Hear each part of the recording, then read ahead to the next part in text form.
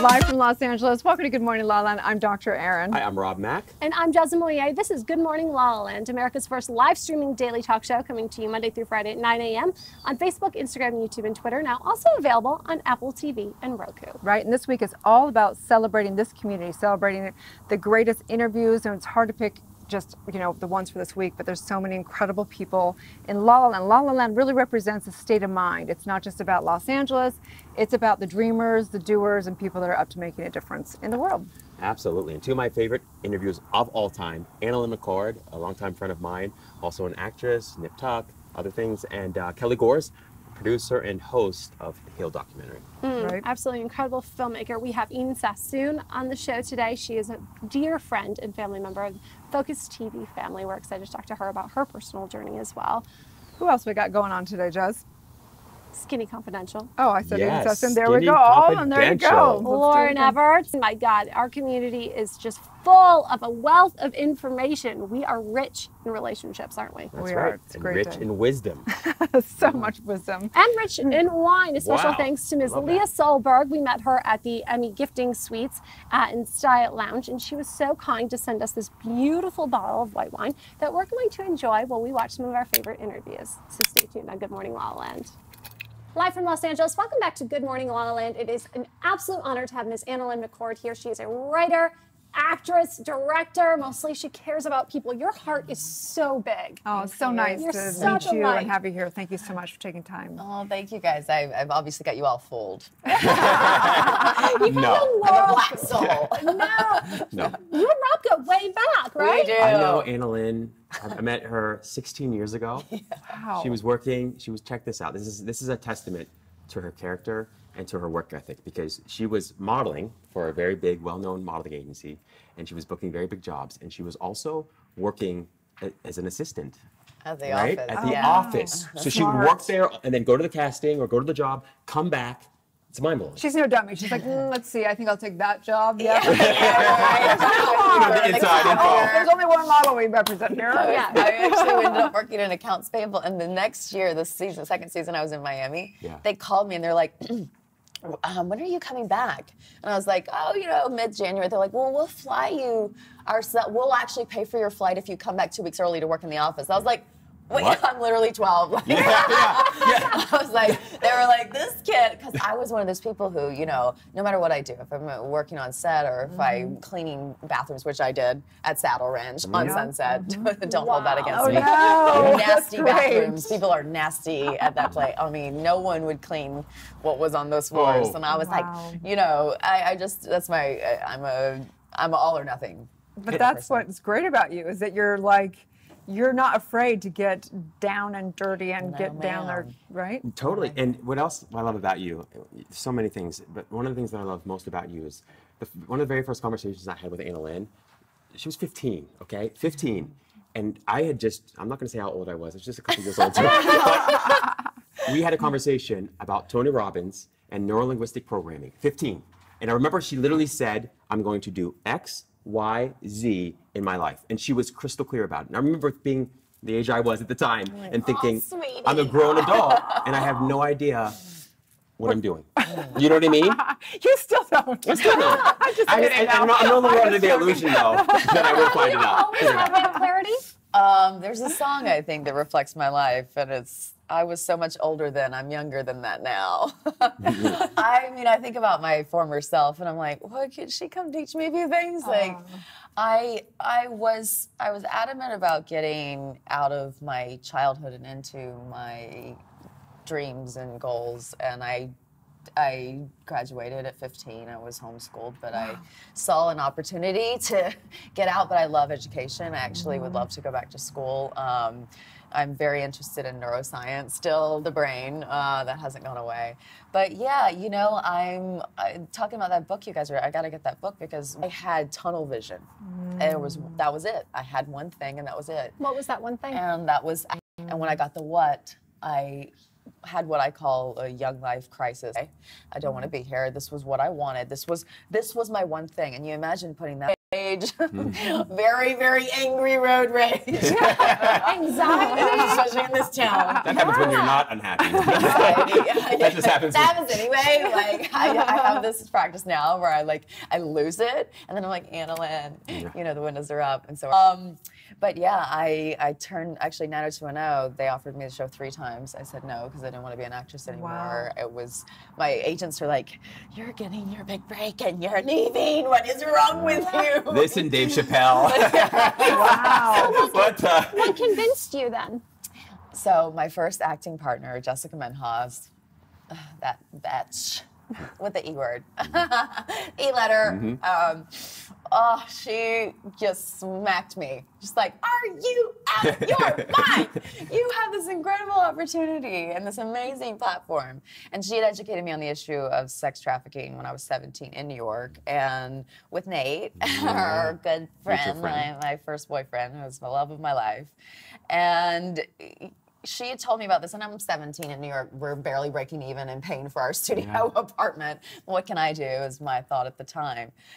And I never forgot the stories, because once you hear these stories, you know, it's something you can't ever not know anymore. And she said, you can use this pre-existing platform, especially with 90210 that had all this hype surrounding the former show and it coming back, and you can really make a difference. And suddenly there was an opportunity for a why that opened up. So I found a why that made my what make sense. So I still loved acting. I loved what I did, but I was just, this town really took it out of me. I feel like in a way you either kind of conform or you're an outcast. And I was an outcast. I am an outcast. I'm a proud member of the outcast community, because I don't conform, and I won't conform. It'll never happen. I'm always the person who's, you know, I'm ahead of the curve, or I'm off the bandwagon, or, you know, I'm a little left of center, and by little I mean a lot, and by a lot I mean extremely left of center. My brain is cuckoo. There's like 13 people in there talking right now. But it's, you know, I think as an artist I see a different world, and that's our responsibility as artists, to challenge society, right? So I got chills when you were talking about when you found out about how you can make a difference. So tell us about that. Tell us about what's going on in the world around basically everything from sex slavery to slavery of the mind. Tell us about the project. So so Together One Heart is my passion. And you guys will have to wrap me up, because I won't stop talking. So I went to Cambodia for the first time. I got involved 9 years ago. I went to Cambodia for the first time 8.5 years ago. And I thought I was going to go, you know, save children in this foreign country and do my good deed and, you know, all that jazz. And that is not what happened at all. They turned my world upside down. They changed my life. They're my heroes. But it came from something very simple. They teach and inspire, and by teach I mean show, 2 things: love and forgiveness. It's how they live. I'm from Georgia. I'm I'm not just from America. I'm from Georgia. They're like, sister, we love the pimp. We love the trafficker. We forgive the pimp. We forgive the trafficker. And I'm like, no. We get big guns and we blow them up. We go kill them. We castrate them. We end their existence. I can love them when they're dead. I'm like, I'll forgive you now. You're 6 feet under. Okay, bye. They're like, no, sister, we forgive. And I'm like, no. Still from Georgia. I need a gun. Need to kill somebody. You don't hurt my little babies. And through the process of the last almost decade, what's transpired in myself has been the understanding of what they meant that first time, when they didn't say this with words, they started with action. And I had never been loved like that before. I had never been loved unconditionally. I had never been that free. Even I never allowed myself to be loved that unconditionally, I should say. I never loved myself. And they not only taught me what love was, but they taught me forgiveness, and that was forgiveness of me. And it changed my life. Wow. And I am sorry. I'm indebted to them for the rest of my life. You know, that's the thing about saving one person is you save their whole life. You know, there's so much to be done, but when you save one person, like for the rest of my life, I'm a different person. Every person I meet, every person I talk to, I see them in a different light. I used to be scared of the world. I used to think everyone was out to get me. And I used to have a lot of fear and anxiety. And that, I have healthy anxiety. Like, you know, if I see a bear coming towards me, I'm going to run. In LA, that means a car. Yeah, SUV. you know, yeah, not paying attention. An Uber. Yeah, well, you don't, short. you don't ever think of that. You think of somebody who's like, oh, I'm making a difference in the world, and da-da-da-da. You don't think about how the service and that miracle that I don't think anyone can ever explain, you have to experience it, and how that comes back in a way that allows you to experience yourself and life at a completely new level. Yeah. So thank you so much for all of your amazing work and just being, you know, for me, a celebrity that I actually want to look to and that is actually inspirational. Thank you. Tell us a little bit about the event. Okay, so in May we have our New York Gala. It's going to be at Tao. Thanks to Tao for hooking us up, giving us a really great deal with that venue. And we'll have Somali Mom, the founder, it's crazy to have your hero be your best friend. She's my hero. She survived human trafficking for 10 years. She was sold in the brothels in Cambodia, escaped, got out, got educated, has rescued 7,000 girls. But she always says, it takes 5 minutes to rescue a girl, then what? Our program is about the then what. We create an entire rescue, rehabilitation, reintegration into society program that is the duration of their life. They have open door policy with our centers. They have psychiatric, psychological care that's for their life. We have a survivor network where we do check-ins forever. And Somali, you know, I call her a badass with perfect nails. She's from one end of the spectrum to the other. She's my hero and, like I said, my best friend. But at the gala, she'll attend. Some of the girls who are survivors will attend. They'll share their stories with us, and hopefully we'll take all of your money. Amazing work. I love that. So yeah, that's May 7th in New York at Tao. The tickets are at togetheroneheart.org/events. But yeah, and even if you're not able to attend or you're in a different city, sign up. You can subscribe. We can get you information about our events in local towns and cities where you're at. So. Okay, great. Thank you. We're going to take a little break, and when we come back, we're going to, what's the focus of the next? Well, first we're going to take a look at the PSA for the event. Oh, okay, Let's take another look, and when we come back, we'll talk about Anna Lynn's new show. Okay, cool. Awesome, thank you. Where women and children are safe from slavery. Sadly, today such a world, one without the devastating toll of human trafficking, exists only in the imagination. Each year, millions of girls and young women are sold or stolen into bondage. Many forced to endure the kinds of horrific abuse most of us can't even imagine or don't want to. Together One Heart protects those who have endured the horrors of abuse, so they can recover from the trauma of their experience. Then educates, trains, and reintegrates them into mainstream society. But this process isn't simple. It requires human and financial resources to both raise awareness and provide the assistance necessary to continue helping those who cannot help themselves. Visit togetheroneheart.org to find out how you can help. And together, with Heart, we can make the imaginary world that's free of slavery a reality. What an incredible vision. Oh, I love Susan. She's so powerful when she comes in there. She's our one of our board directors, our longest standing board directors. Huge supporters, been to Cambodia, the girls, everything. She's really awesome. So we want to hear about Let's Get Physical. Yes. Tell us about that. Okay, so that's my first time ever doing comedy. I'm scared to death. What was it like for you? Scary. It's literally, but thankfully I'm not. I actually am much more the straight character, like meaning that I'm, you know, I'm straight, as in not like slapstick funny, but she's also, you know, into dudes as well. But thankfully, because she has a husband.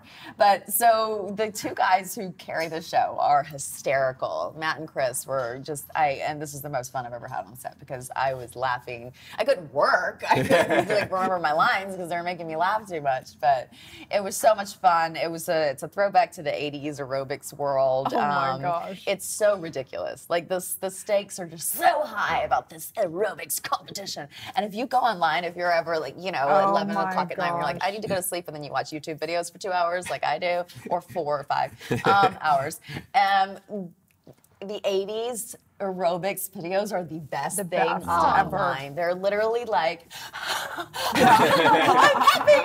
it's literally like an exercise competition meets the Miss Universe pageant, because they have this plastered smile that is amazing. And the guys are my favorite. Oh my gosh. And so it was Olivia Newton-John was Let's Get Physical, right? Yes. And then I grew up next to, I was like a hippie coming, but we lived next to Jane Fonda, and so she did all the Jane Fonda. Those are huge, huge things for the era. Oh my gosh. And then Jane Seymour actually did some of Jane Fonda. She did like her cover thing from when she was pregnant, and then she's also best friends with Olivia Newton-John. So we're like, next season.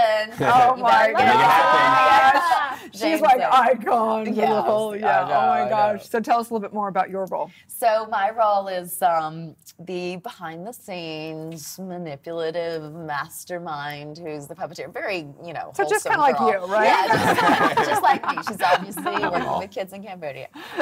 She's all about money. True wealth for her is taking over all of the gyms. Sorry, there's a love triangle between there's competing gyms. Like the one gym is like the mom and pop gym, and then there's our like super high tech like Equinox style. We post automatically to your social media. You have to already be really hot to be here, or you're not allowed inside our terminals. Like it's kind of like that though in West Hollywood, right? I mean, all the pop-up different like gyms and new techniques and the buns and the Soul Cycle and Rise Nation. I mean, it's kind of like that. It is like that. And you know what I love about the show is, in a secondary kind of way, it pokes fun at this vanity in our world and just how vapid we've become. And it's like, because everything is, there's like jiggle tests and all these things that we do at the metrics gym. But the love dynamic, so my husband, Barry Cross, and I run the metrics, and then the mom and pop gym is run by my ex, who I dated in high school, and I dumped him when he lost the aerobics competition, and I married the winner. So I'm just a really great person, and basically the whole thing is set upon the stakes of my ex. His dad was the godfather of aerobics, and he's over his loser son. But he dies, and in his will, he says, you're not getting your $8 million inheritance unless you get your life together and win the championship that you lost in high school. Oh my gosh. So now they're going head to head again. My husband, my ex, and then I'm like playing them both against each other and hedging my bets. And it's like, it's just so, it's kind of like that Ron Burgundy style, like ridiculousness, but it was a lot of fun. Amazing. It was a lot of fun. Yeah. Honestly, I'm so excited to watch it. It's so fun. I would guess, I mean, I know that you said for you, it's sort of a new space to kind of step into, but you have a sort of natural comedic bent, I think, to your natural, like Thank you. My friends real all life tell me personality. I'm not funny at all. No, not funny at all. You guys are mean. I'm like going to do a comedy. I'm like talking about how much anxiety. I'm like, well, that makes sense because you're not funny. I'm like, oh wow. God, thank you. Yeah, thanks for the pep talk. I'm gonna show them this clip. Thank you, you, just Rob. freeze that little clip right? there, yeah. Oh my gosh. Well, we have to take another break. When we come back, we're going to talk to an angel investor about starting your own business, and maybe you can help us talk about how you started in the philanthropy also, as far as an actual business and stuff like that, for sure. So stay tuned, you guys. When you want to see Let's Get Physical, you can tune in tonight at 8:30 at Pop TV. We'll be right back.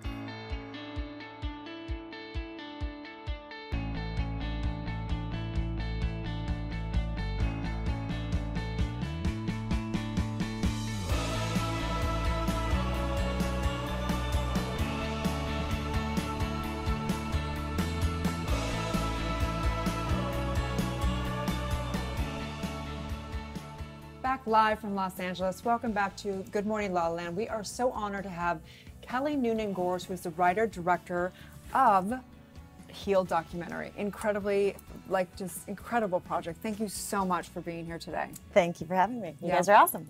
Look at this gorgeous, gorgeous woman. Holy cow, right? Yeah. So you are healing yourself like we all are, and you're really healing the world. Thank you so much for all your work. We want to hear about the journey. How's it going? Yeah, How's what the was documentary the going? inspiration for this? Yeah, so I wish I had like a, story, an easy story to tell, or a personal healing journey. I didn't. Little events throughout my life occurred that made me go, oh, wait a second. For instance, one of them in high school, I got really sick, My glands were swollen to like the size of golf balls. And once I became well again, my glands remained swollen. So went to the doctor, they put me on antibiotics, you know, tested me for mono, all this stuff that, you know, they test for. No answers. So, you know, 6 months later, they decided to do a biopsy. I had to go in to the hospital, get this major, you know, general anesthesia and all those non-fun things. And then nothing, inconclusive. Then I went to my mother's chiropractor, her appointment with her, and the chiropractor was like, oh, just swirl some, like a rice vinegar, you know, and swallow for a week, and maybe that'll clear out the infection. In like 6 days, glands went down. And I was like, wait a second. Right? I didn't have to have that surgery? Like, what? So that was probably my first seed planted of like natural remedies, you know. Right. So for people that haven't seen the documentary, let's just give them a little like overview of what is the documentary. We're going to show the trailer in a minute, but from your perspective, tell them a little bit about it. Yes. So the film, the film is basically showing people how incredible the body is and how we're designed to heal, and how big of an impact our thoughts, beliefs, and emotions have on our physical body. So as you guys were mentioning before, those 9 healing essentials that people, you know, tapped into, only 2 of them are physical. The rest were mental, emotional, and spiritual. So that I look at as kind of the ratio for what you need. If you want to heal physically, you really need to bring in the emotional and mental factors. You know, and we see it in the placebo effect, how what you believe affects your biochemistry and your physiology. So belief and the mind-body connection is very powerful. So it's meant to inspire and empower, and also kind of make people aware of their mental states and emotional states affecting their physical. And so let's take a look at the trailer. Yeah, okay, let's do it. In order for some of us to wake up, we need a wake-up call. I've been living with chronic pain. I was diagnosed with lupus. MS. My right side of my body was paralyzed. I have a brain tumor. So it was stage 4, and that was a shock. I had never heard of anyone living from stage 4. Unfortunately, in today's world, the stresses are 24/7, 365. So the net result is illness and disease. We have a sick care system where doctors and insurance companies are basically treating symptoms, but aren't really getting to root causes. They leave with every kind of medication, which then has a side effect, and so you basically become a victim twice. Okay, so believe the diagnosis. Now you can do something about it, but don't believe the prognosis. You know, if someone says, well, there's a less than 1% chance of recovering from the kind of cancer you have, and why couldn't it be you? What seems very, very clear to me is that my body wants to be healthy, but it's the head. It's the fear. I don't know who I am without being sick. In a way, we have more faith in the power of cancer to kill us than we have faith in the power of miracles, the power of infinite possibility. The body has a capacity to heal that I was never informed of as a medical student or resident. The best science of our time is now showing that every organ in the human body has the ability to heal itself. What we see here is belief itself shifts biology. So if I change my perception, I change the signals that are adjusting the function of the cell.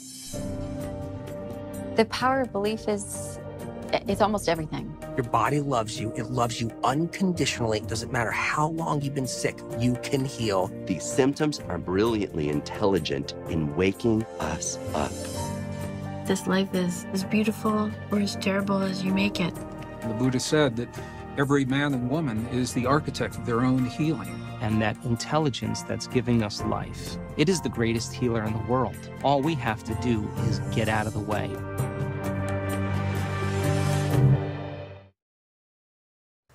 Wow. Holy cow, right? I'm always the guy at the movie theater that's very quiet, but when I see just saw the trailer and I saw the entire documentary, but I want to like run. I'm so excited. I'm like, this is amazing. This is why I love having these conversations with you. This is why I love doing what I do, because I think at the end of the day, it is about healing. You know, it's so powerful.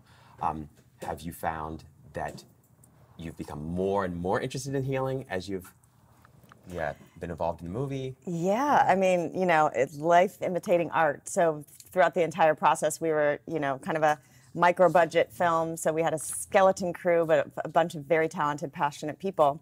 But every day on set, we had to kind of remind ourselves, like, we were in it, we were learning, so we wouldn't, let these little challenges that inevitably come up in a film production, we didn't let them stress us out. We really were trying to practice what we are, speaking to in the film. So it was great. A lot of healing went on. It's interesting. I mean, you say it was a micro-budget film, and I watch that and I think, but it's priceless. It really is, the message that you're sharing. What is your vision with this? How are you hoping that it affects the audiences?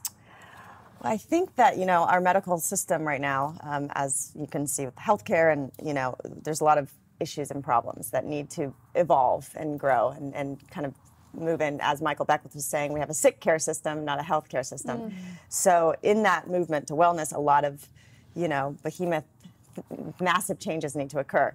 But I think, for me, I just wanted to wake up the individual and empower the individual so they can start taking responsibility for their health, asking questions, getting second opinions, realizing that these alternative therapies do work, even if you, use them in conjunction with your Western treatment.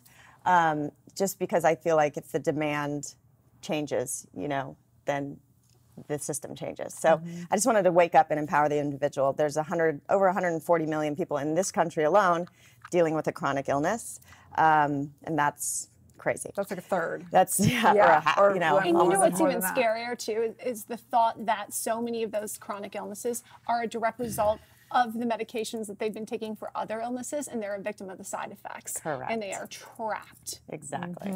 It's so interesting to me. I know you have a question. go ahead, just real quick. I a friend, and he's a professor, and he said something interesting one time. He said we think of medication as having side effects, but the side effects that we experience are actually the main effects. And the side effect is the healing that often happens. And I thought, whoa, it changed my entire thinking around medication. It's a real challenge. Has it changed your perspective on medication to some extent? Yeah, we look at the placebo effect, and there's a man in the film, Dr. David Hamilton. He was a organic chemist that worked for pharmaceutical companies, and once he started realizing in the testing of the drugs, they have this placebo to see, how effective the drugs are in comparison to the sugar pill. And what he found was the placebo was almost just as effective, and there's no side effects because the person is expecting and thinking they're going to have this outcome from this pill. So he and I both agree that you can tap into the placebo effect and condition someone with a medication and then replace it with a placebo, and your body is conditioned and you believe, and then you're going to release the same effects. We have this inner pharmacy. So why aren't we doing that? Why aren't we? That is so interesting and powerful, especially because when you think about the withdrawals that are happening when you're coming off of prescription pills, if you had a placebo that tricked your mind into thinking, hey, I'm still getting what I needed, you might not have the shakes. You might not feel like you were going to pass out. Your blood sugar or your blood pressure might not be through the roof because you're manifesting that for yourself. That's so powerful. And we have the nocebo effect also, right? Where if a doctor says, you have 6 months to live, and you believe that, then they're finding as many effects of believing in something that can go wrong. Yes. Well, right? You buy into that, then that is what is going to, that might speed along your process. So that's why one of the big messages of the film is go to your doctor, get the diagnosis, get a second opinion, and then don't accept the prognosis. Don't let any other person, doctor or otherwise, tell you what's possible in your life. If there's a 20% chance, will be that 20% that you turn it around, because it's obviously possible. Right? You can do it. So don't let anyone bring you down with that nocebo effect. So watching the documentary, obviously I'm a doctor of divinity, so a lot of these things are not new concepts for me, but it was so profoundly, all the teachers, all the people you interviewed are profound experts in their field. There were a couple that really stood out, because like Rob Wergen, who we went to the same event this last Sunday, there's some scenes in the movie, the documentary, where he puts his hands on people and he's considered a divine conduit. And he literally, people shake and they heal instantaneously. What do you think, what was your experience? Because you saw a lot more than just the amount that was in the documentary. Yes, I mean, it's different for everybody. Belief does play into it. Some people, have deep emotional stuff going on that might take them. It's painful to open up that can of worms as well. So there's no, some people can heal spontaneously in an instant. Other people, it might take months, years to turn it around. So it's a commitment, and it's keeping that, it is frustrating, and it does take persistence, but, I believe, and, everything in your life happens for a reason. And it's, for instance, I'll keep it quick, but two good friends of mine met in physical therapy. One guy fell off a balcony and is lucky to be alive, and the girl got in a car accident. They met in physical therapy, going through the darkest times of their life. Now they have two beautiful babies. So you just never know where a challenge leads you, Right. So at the event on Sunday, Michael Malura was playing music, who is a dear friend of mine, and I was able to interview him here as well. We wanted to show a little clip of him real quick, just giving some honor and praise. Would you sum up the movie in just kind of a short, for people that haven't seen the documentary? Well, I think the film really aims to make it more accessible information about alternative forms to chronic illnesses, terminal diagnosis, things like that are normally extremely scary, and make it more hopeful.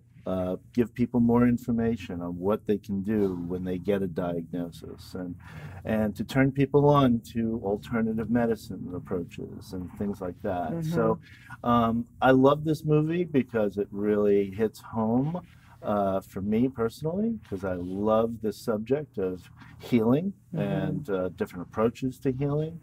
And I love the way the movie really brings in a lot of different components of from traditional medical approaches to interventions, plus the alternative stuff that is now catching on. What an honor to score the movie, to be involved with these incredible evolved consciousness. He's so wonderful. I mean, he did, of course, Heal documentary. He's done Awake with the life of Yogananda and Hare Krishna. So geez, holy cow, what a He's tapped in. He's definitely tapped in. I have a question about that. It's one of the things I've found incredibly healing for me is music itself, right?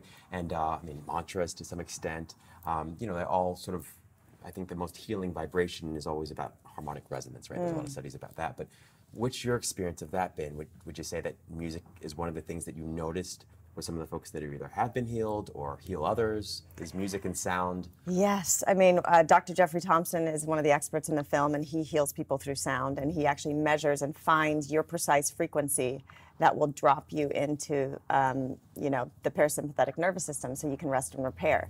So, he points out that every culture, every ancient culture going back thousands of years have used some form of sound or music in their healing, I've had sound baths before. Again, we're all energy, it's all frequency, it's all vibration, and just like those harmonic resonance, tones that you're speaking of, yes, sound and music is it's an amazing way. Even like Masaru Emoto's work with the water and the crystals. Yeah, you play heavy metal, the crystals are discordant and incongruent, and then you play the Beatles or something with a loving, intention, and they're perfectly symmetrical, beautiful crystals. So we're going to take a little break. We're going to take a break. But when we come back, you guys, I want to ask you a few questions about what people can do out there. What are some primary steps people can do? And we know that I love the documentary because you also do take in effect Western medicine and Eastern medicine and spirituality. So let's give them some tips when we come back. So stay tuned, you guys. We will be right back. Kelly Noonan-Gore is talking about Heal documentary. So let's break this on down. Okay, people are watching. Some people are highly, highly evolved, have done a lot of spiritual work. Other people, maybe dealing with chronic illness, and you can be both. You could be doing a lot of spiritual work and still have a lot of chronic illness. So let's break this down, because we know that thoughts create things. We know that the moment you assign a negative meaning or a positive meaning, you instantaneously have a response, positive or negative, within your emotions of your body. So what can people do? I know that you've seen many things, like different modalities. What are some suggestions for people? Oh my! Well, there's there's a spectrum of things that people could be dealing with. So, like a spiritual practice, like you said, meditation, I think, is a big one. It could be prayer, but anything that kind of we talk about in the film too. In Ayurveda, they say accumulation is the first, kind of step to disease, and there's 6 steps, before, and then it manifests. But it starts at accumulation. So, same thing goes with the thoughts and the stress of our mind, or holding on to resentment or, regret from the past.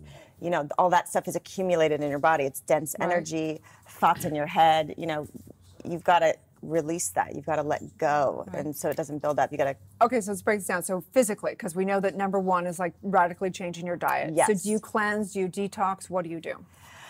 I try to not stress about what I eat. I try to eat the cleanest sources possible. So, I mean, I personally eat meat. I know a lot of people are no meat at this point, but if I do eat meat, it's not a lot, but I eat the cleanest source possible. So, you know, whatever the source is, it's in their natural environment. They're treated well, because all that is energy you're putting in your body. But yes, I think it's important to detox. I think that, you know, any animal, when they're hurt in the forest, you know, they fast until they heal. So, you know, digestion takes up a lot of energy in your body. So you want to, especially if you're going through something, you know, a healing journey, you want to put less energetic burden on your body. So you're going to want to eat lighter. You're going to eat a lot of greens, nutrient-dense foods, and not foods that are going to be hard to break down, because that's going to take energy away from healing. Right. So, yeah. You were interviewed also by Alyssa Goodman, who we adore and is a part of the family here at Focus TV. Any other programs that you recommend that you've seen that are around detoxing and cleansing that in your journey of seeking, because you've been seeking a lot? There's so much, you know, and like you said, it's bio-individual. It's custom for you. So I know that a lot of experts now are saying maybe you need meat for healing energy. There's so much. So again, follow your intuition, try things, listen to your body. Anita Morjani is an expert in the film. She healed from stage 4 cancer. And she, you know, she says, you find out a nutritionist can tell you to eat one way, but if it's not sitting well with your body, listen and trust your intuition and find what your body is speaking to you. So follow. Is because one, she's so honest about her journey, and two, what she says, it challenges those of us who are so intent on believing that belief is everything, because she does believe in that. That's not the question, but she also says, I was healed not as a result of believing something different or new, but as a result of dropping all of these other sort of unhelpful, not constructive beliefs that I had. And so she says, you don't necessarily have to believe really, really hard in order to be healed. You can just simply let go of things and be healed, so to speak. She says it much more eloquently in the book. Yes. I love that. Yeah. You did great. Good job. Yeah, she's got a great story, Yeah. incredible story. I got so many questions for her. So I got another question. So the question I have is, so one of my favorite teachers of all time is Joel Goldsmith. And Joel Goldsmith started as sort of like a Christian scientist, and then he moved on, and he was a businessman.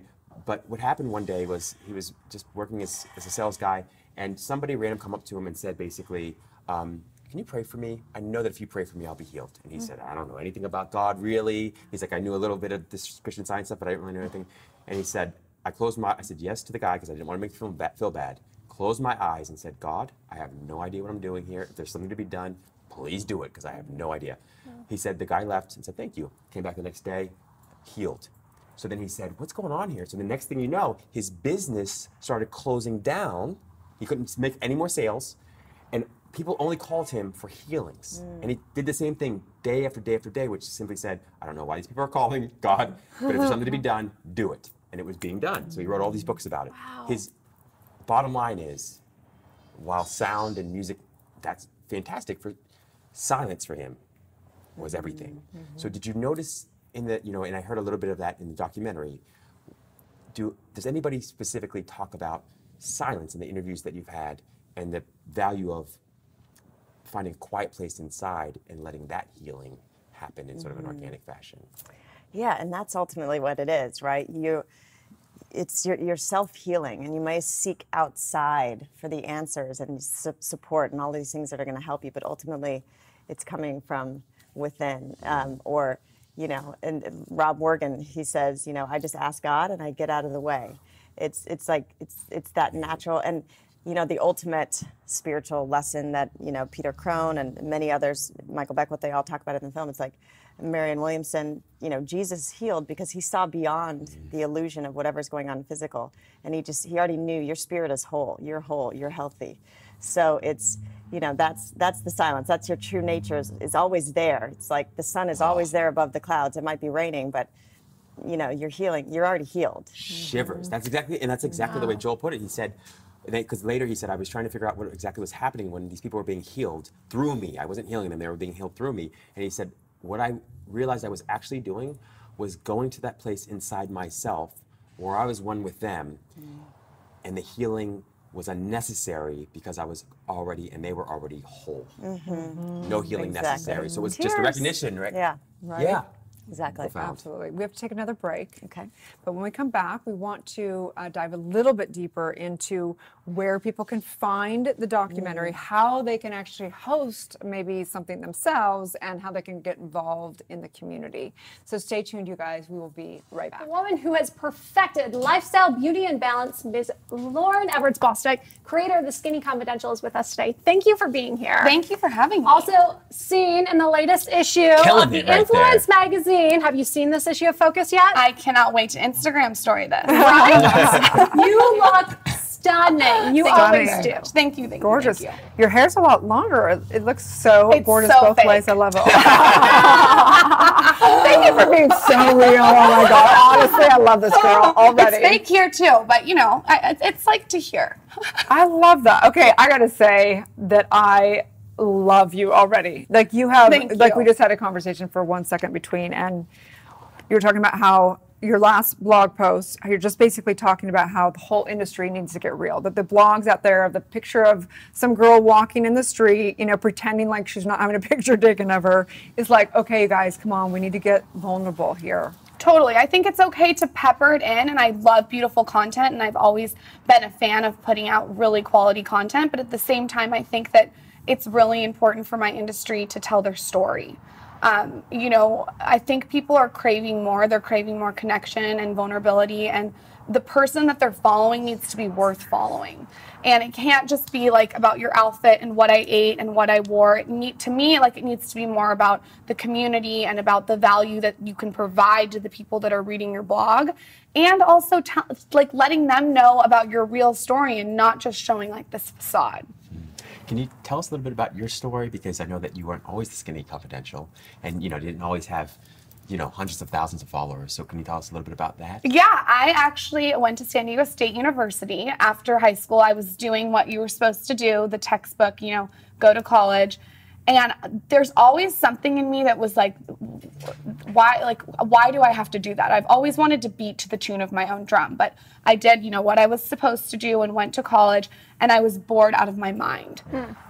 Wasn't just not fulfilled. And I can remember the feeling of just being like, is this it? You go to college. I was bartending until 1 in the morning and teaching Pilates and Pure Barre and just doing what I was supposed to be doing.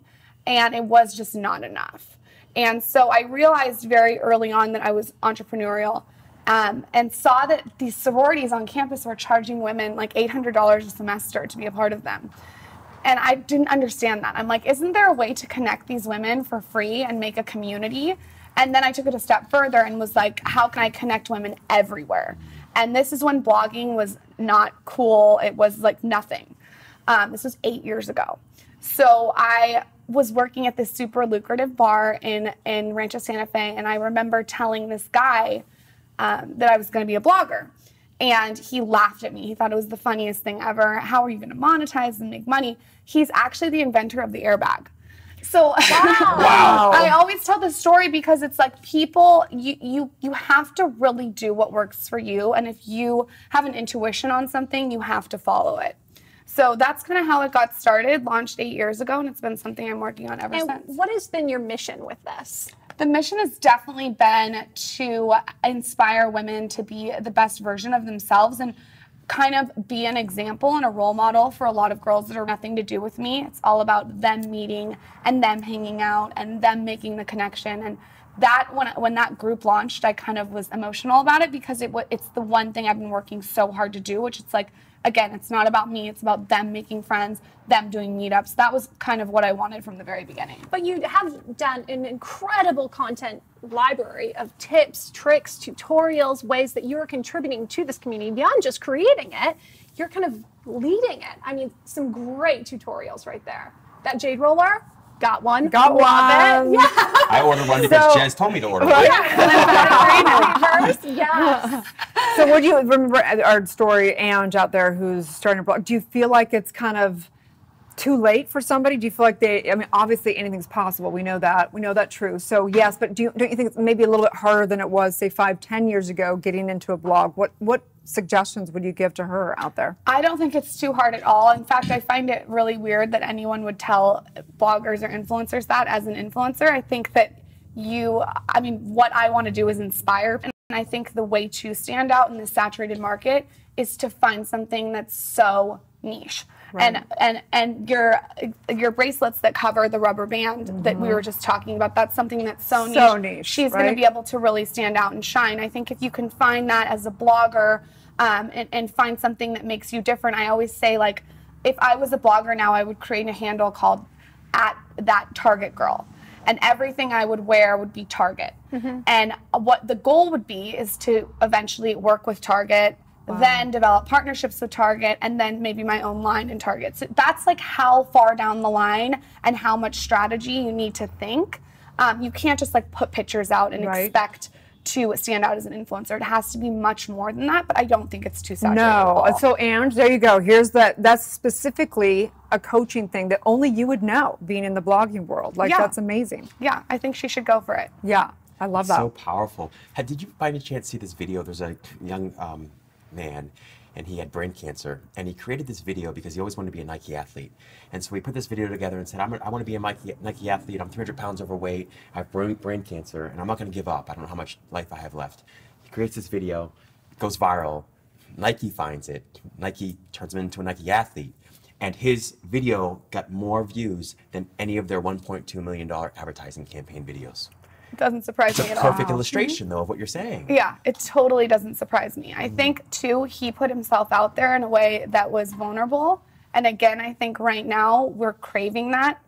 You know, we're going like this every day. There needs to be something that's a little bit more about connection, and he totally did that. So I think that's cool. So powerful. If you look at your Instagram, everything's black, white, rosé, picture perfect, right? It's beautiful, super on brand, on point. What's been the biggest challenge for you in doing this, in building this business?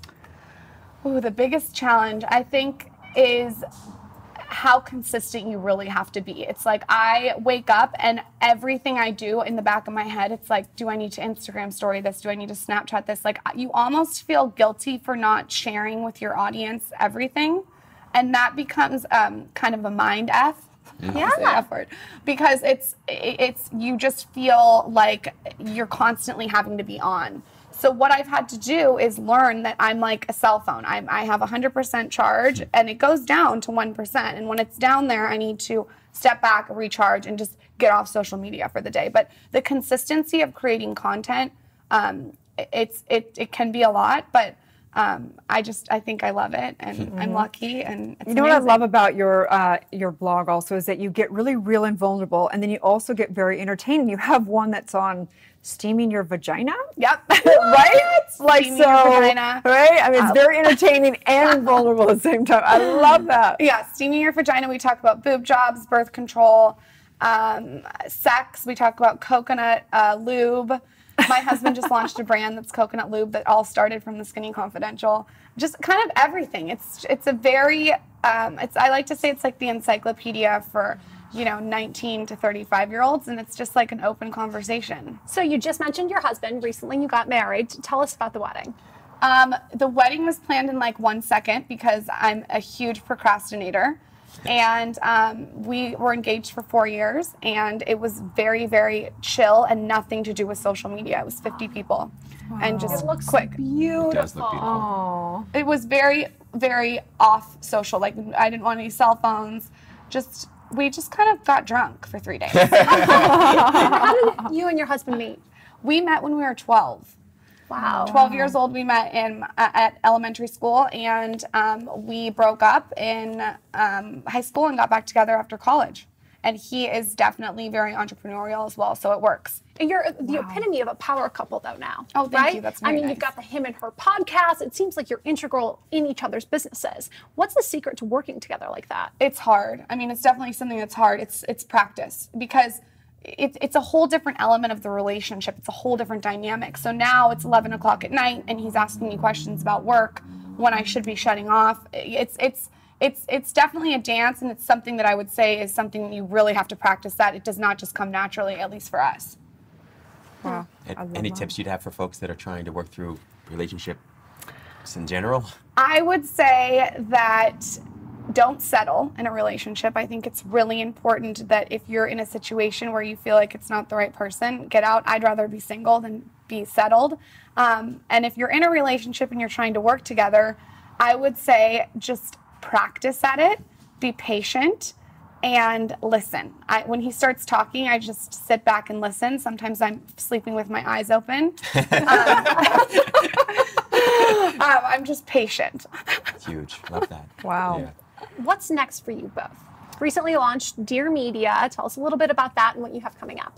Yeah, Michael launched Dear Media with Digital Brand Architects, which is an influencer management agency in LA. DBA is someone that has helped change my career. They came into my life 5 years ago, and what they do is they structure brand partnerships for influencers in a way that makes sense to the influencer. So they're not bringing me collaborations like Flat Tummy Tea or Sugar Bear Hair. It's things that I really use, I really like, and they streamline it. And now they've decided they want to do this for podcasters, because podcasting to me is the next wave, because I think it's selling time.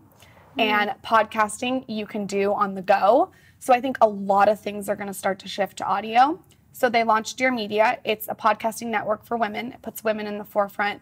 And we're really focused right now on bringing other people up too. I think that it's great to have a top podcast, and that's awesome. But I think we wanted to take it a step further and bring other talent up as well.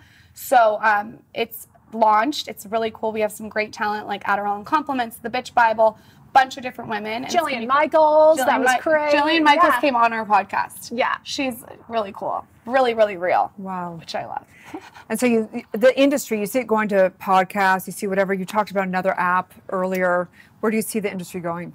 Podcasting is going to be huge. It's so undervalued. The advertising on it is just, if I was a brand, I would be looking at every single podcast to advertise on. The conversion is insane. I actually think it's even more insane on podcasts right now than on blogs, because when you have someone in your ear talking to you, it's a different thing. And again, you're selling time. So you can say, Alexa, play a podcast, you're cooking dinner. You start to develop a more intimate relationship with the influencer, which is, again, more of that connection that people are craving. So it's a very different thing. I think that if you're an influencer and you're out there and you feel that you have a personality and something to say and something to take a stance on, then you should definitely look into podcasting. What was that transition like for you, going from a blogger to then YouTuber, creating video content, now podcasting? Was that an easy transition?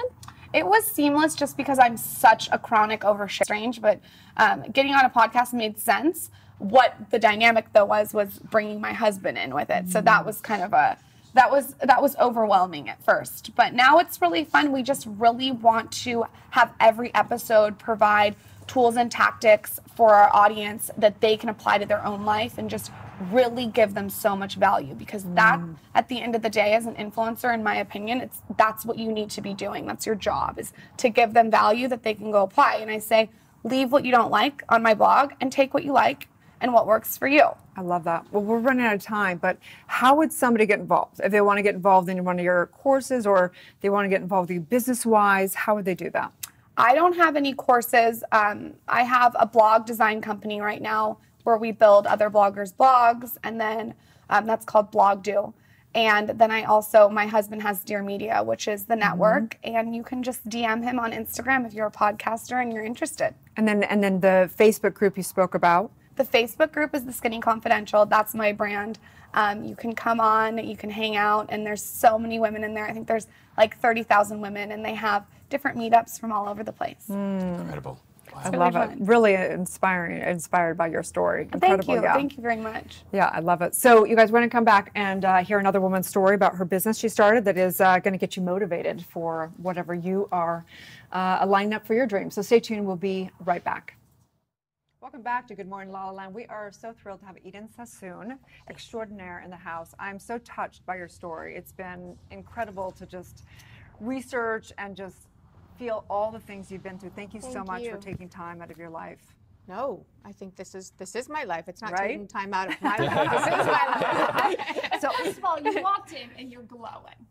Well, you know, Shay, I love you, Shay. She's really, honestly, one of the best makeup artists ever because I have makeup on, but can you really see it? No. See? It's It's very, very own, natural. natural. Very real, raw, edgy shit. See? So we want to dive into this with you today because Thank you. this show is really about showcasing inspirational stories and diving deep. And I know that you said, I want to speak my truth, right? And from sister to sister, my whole mantra is live my truth. So we're on board there. I want to know, and we want to know, what is it that if you really want to truly dive in today about? You know, thank you. That's an interesting question. You left that open. I think that there's so many ways we can go. I think that at 44, being single, really having a great fitness and yoga practice and Pilates, and for some reason I'm going back to being single. Yeah. But It's an interesting place to be. Divorced, you have 2 kids, you're 44. How are you feeling being single? sometimes I feel great. And other times I feel like I'm going to be that everlasting gypsy love. And I'm like, that's not actually bad. There's something to that. I'm excited about that personally. I really am. I'll be honest with you. I've always dreamed of that. I'm like, Freedom. yeah. And why are we so set up to be raised this way? And I think our society does it backwards for me personally. I think that what you see happening is people getting married at a certain age, having children, having really hard times and not knowing how to do it because there's so much coming at us. We don't have the mindfulness and the practice to go through. How do we really communicate?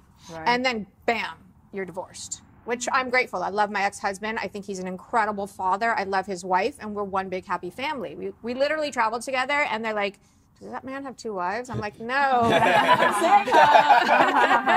Like, she gets him. But I think that, we can create what that looks like in our own way.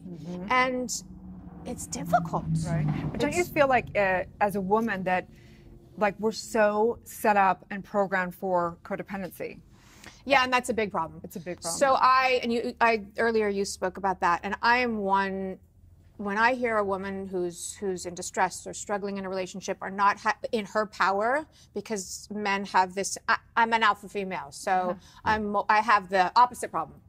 I really try to go in and help in any way I can to guide her through that and what she's really feeling. And a good friend the other day, I walked into new Yoga Works, and oh my God, Eden, and I knew right away what she was talking about. They should not, and you don't have to make a decision right now, because you could tell she was in panic. Just perfect the way you are through a lot of it. And then 5.5 years ago, to be quite honest, sometimes I think once you give in and you release, and you really release, then the healing starts to take place, and then the energy starts to flow, and then you have room for all the magical stuff in this world that comes through. But you got to make that choice.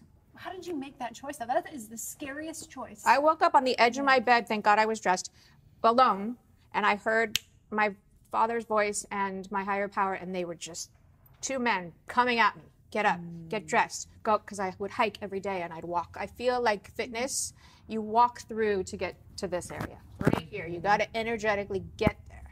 So I can't not exercise. So I would go hiking every morning, whether I was hungover, still drunk, or sober. And this particular morning, I started hiking, and I'm crying, and they were like, get there. I was in the car. I'm having these conversations. I'm like, oh my God, am I crazy? Am I still, and I met a woman on the mountain, and she happened to be sober as well, older, commented on my Nikes, and I loved Nikes at the time. And I was like, okay, God, are you talking to me? She's talking about my shoes. I'm crying. And we just got into this incredible conversation. And as I left her, I was like, oh, it's going to be 5 o'clock in a couple hours. I'll feel better. And I ran into a friend of mine shortly after at the Canyon store, and I looked, I said, shit, this is a double whammy. He's been sober 15 years. I said, I'm ready. Let's go.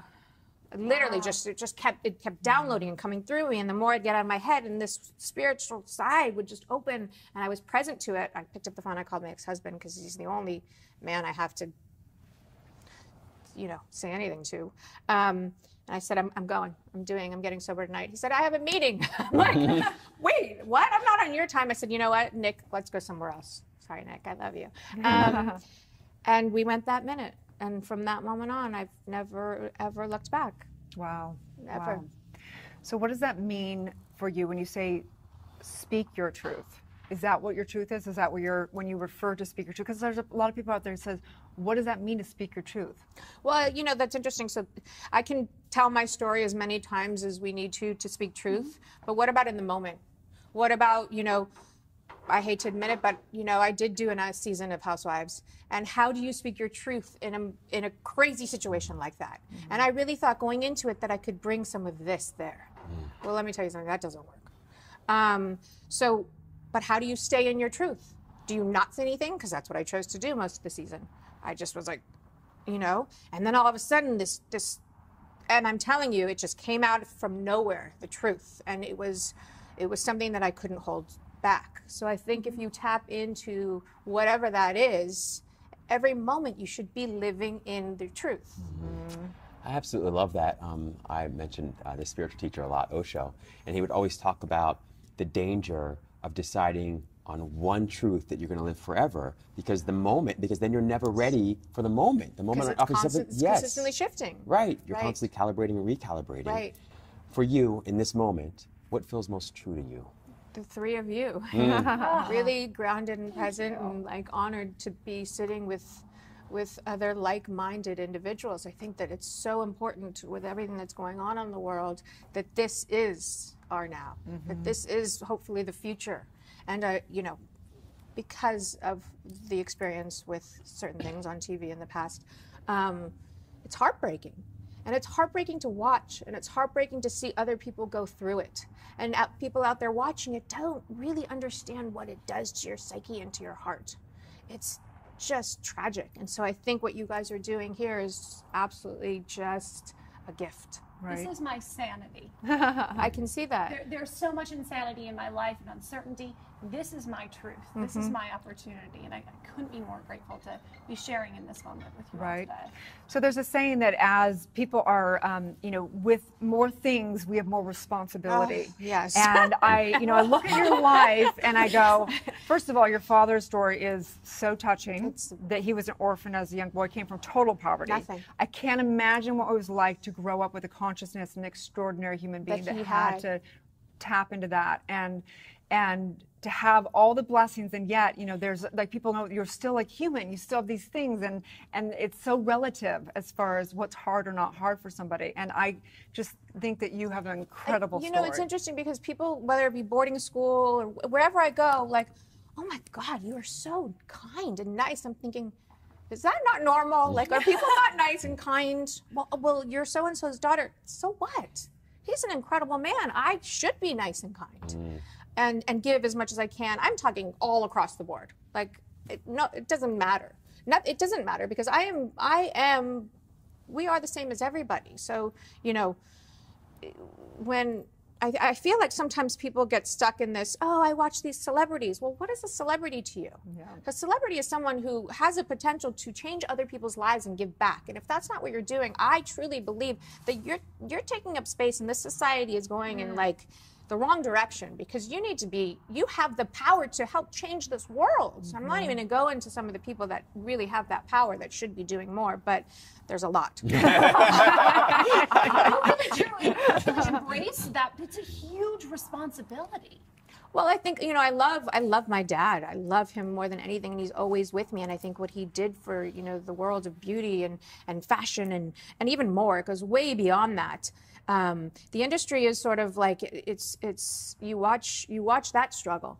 And to me, it's really sad. You watch a lot of healthy mindset and drinking and smoking and going out, and not what my father did and not who my father is. And the team he had back then in the 50s and 60s, these were powerful, inspiring, disciplined people.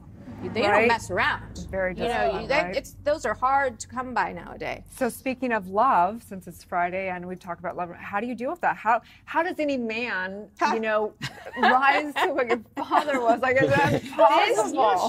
Here lies the problem. Set that bar in the real high. gypsy lover. Well, so then I try to, like, you know, because I don't want to have to put somebody up against him. But then again, I think as a man, you should have some of those qualities. Like, I watch you and I see some of those qualities, and that's a beautiful thing. And so I'm not going to settle for somebody who doesn't have those qualities. Right. Maybe you might not financially be as, you know, stable. You know, there's so many things, but I think just the humility, the kindness, the spirituality, the discipline, and then exactly, I call it heart. I was going to say the fierce just being that he is, no, he is. I think that if it takes a lifetime to find, otherwise I'll just, you know, kind of, I love the journey of meeting new people. It's a dance. We flow, we learn, we talk, you know, and then when that ends, there's another, because in every situation, obviously that's my lesson. And if I don't learn it through that person, that situation, that whatever it may be, then that's a disservice to me. So I try to get what I can, and then I kind of move on, and then I move on, you know, it's just an ongoing journey of life. I was yesterday, because I'm on all the dating apps, all of them. I'm not kidding. And I'm okay saying that. And I see all the same people. I'm like, God, this isn't normal. I'm going to make my own. But yesterday someone said, you know, let's go for drinks. I said, I don't drink. He said, oh, okay. And then he sent me a thing to come downtown. I said, did your mom not treat you right? I live in Studio City. Come. He goes, oh, okay, so I'll come to you. And then it went on, and I said, why don't we go to meditation? Because I just started my practice. And he said, why don't you go and I'll meet you after for tea? And I said, I'm sorry. You need to step outside of your box and live a little. Well, that's not something I do on a first date. I said, well, you go for drinks. You're 34 years old. Too young for me. Get over it. Do something different. Get exciting. You know, it's just like the same. Let's go for drinks. I don't drink. Guys, wake up. Like, do something. Live. Do exciting. And I wanted to, like, sit next to someone and feel their energy and just be in that space. And if someone doesn't go with me, you know what? It shows who they are. You really embrace your femininity. There's such I do. Like, strength I love and power coming from this. How do you do that? How do you stay so, like, strong and rooted within yourself? I love that you said feminine, because I struggle with the fact that I am very on the more masculine side. Like, I have that energy, but you know what it is? It's the feminine goddess who she is fierce. And the other side to her is like the sister of, I hate to say it, but the word we all don't like, death. And she just goes in for the kill. And I have that in me too, to where I've had to really work on that and turned it into a really bright light, as opposed to that angry, vicious, you know, she's in Thor. She's Thor's sister. I don't know if you saw, did you see it? But that light is turned on. And for me, that's something that's really hard to, it's like, I keep that light off. Why? I don't know. You're stunning. I got to turn that Yeah, let's go. This weekend. So we're running out of time, but I'm wondering, for the people out there that are still struggling, maybe it's with alcohol, maybe it's with depression, maybe it's with whatever. With being single? With being single, whatever that is. What would you tell them? Because I know in that moment, like, you know, it's I think that people get in their head about it, and the story plays over and over and over and over. And when you can get out of your head and into your space of your heart and energy and sort of feel it instead of think it, stay out of here. It does nothing good for us. Get in here and just, like, let it be and see and be open to what's going to come to you, you know, and then let the fear go, because the fear is not going to do anything but, like, exactly. See? So it's like you just. And breathe. We don't breathe. And then another thing, this might sound stupid, but what's the first thing they do when you go to a hospital if you're sick? I don't know. What? They stick an IV in you to hydrate you. Oh. You need to stay hydrated. Life is better hydrated. Absolutely. It's a scientific fact. And nobody understands it. So we're running around like chickens with drinking coffee, and trust me, I've had to. I don't know what you're talking about. What are you talking about? I had to quit, but I started Bulletproof. Try that. So I think that just, you know, getting centered, opening up, letting it go, and really just being mindful to yourself before you looking at everything out there. Well, what's so incredible, your Pilates studio is now taking people on retreats. Yes. To start doing that. Tell us a little bit about it. Well, I think through my journey and everything, some of the things we've talked about and more here, I need to pay it forward. And so through the studios, and I have incredible yoga, Pilates, every person that I come across, that I journey through, that I heal with, I now want to, do you want to go on a retreat? I'll bring my whole team and everybody. And then you have me, who's, you can tell, and I get in there and people are like, don't be scared. Let's do this. Let's open it. Let's cry, laugh, have fun together, and just start ripping those layers of what we've built for all these years, whether it's parents and school and boyfriends and like, oh God, stop. Strip it down. Yes, 100%. Sign me up. Well, we're excited to come check out the Pilates studio. Oh, well, anytime, you guys. absolutely. I think that we should do a class, the four of us. Let's do it. I think we should bring the cameras, and I think we should talk Pilates. Let's do it. Absolutely. Done, done, and done. Okay, welcome back. It has been an incredible journey watching our favorite episodes, our favorite interviews, knowing that we love all the interviews out there. Every single one of our guests, every single person that's been involved in the show, every person that is in our lives, our friends, our family. We just want to say that we love you. We enjoyed this journey. It's been such a great 6 months. Absolutely. I mean, I feel nothing but gratitude, not only for the guest who's taking time out of their busy schedules to come on and share their life and their journey with us, but also for you two, for just all the incredibly hard work that you do on a daily basis. So thank you so much. I feel just gratitude, really. And a very special thanks to the Focus TV community for including us, supporting us all the way through. And for giving us this house. That's really up in the ante there. And some of our favorite interviews are now also available as a podcast on iTunes. That's right. You can find us anywhere the great TV is shown. I'm tired. I'm going to the pool now. It's going to be a good morning, La La Land. Right. We're waking up the world together. You guys share, like, and comment. We want to always support the people we love. Have a wonderful day. Enjoy yourself.